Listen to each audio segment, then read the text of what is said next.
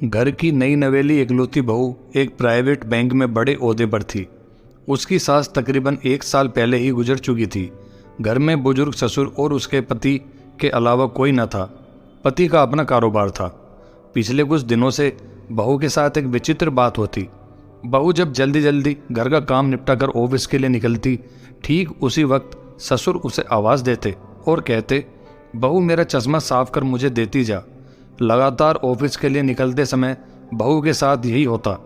काम के दबाव और देर होने के कारण कभी कभी बहू मन ही मन झल्ला जाती, लेकिन फिर भी अपने ससुर को कुछ बोल नहीं पाती। जब बहू अपने ससुर की इस आदत से पूरी तरह उब गई तो उसने पूरे माजरे को अपने पति के साथ साझा किया। पति को भी अपने पिता के इस व्यवहार पर बड़ा ताज्जुब हुआ, लेकिन उसने अपने पिता से कुछ नहीं कहा।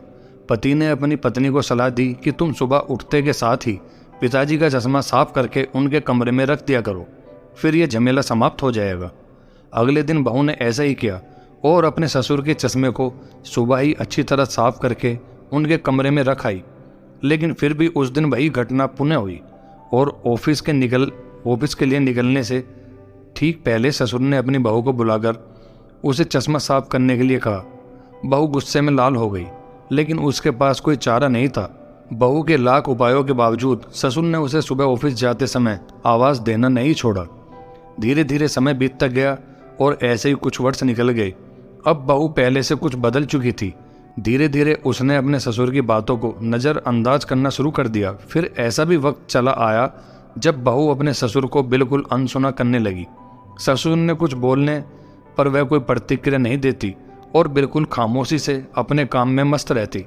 गुजरते वक्त के साथ ही एक दिन बेचारे बुजुर्ग ससुर भी गुजर गए। समय का पहिया कहाँ रुकने वाला था।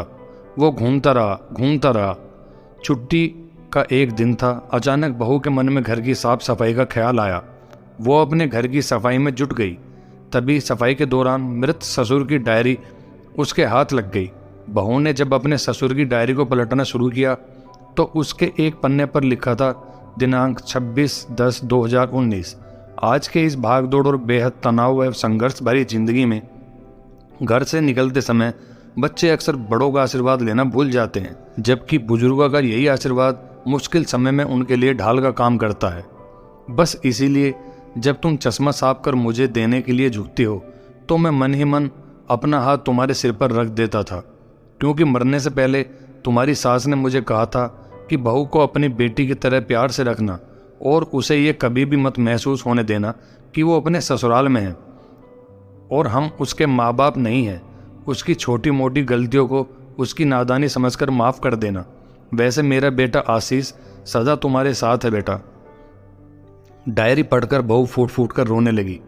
आज उसके ससुर को गुजरे ठीक 2 साल से ज़्यादा समय बीत चुके हैं, लेकिन फिर भी वो रोज़ घर से बाहर निकलते समय अपने ससुर का चश्मा साफ कर उनके टेबल पर रख दिया करती है, उनके अनदेखे हाथों से मिले आशीष की लालसा में।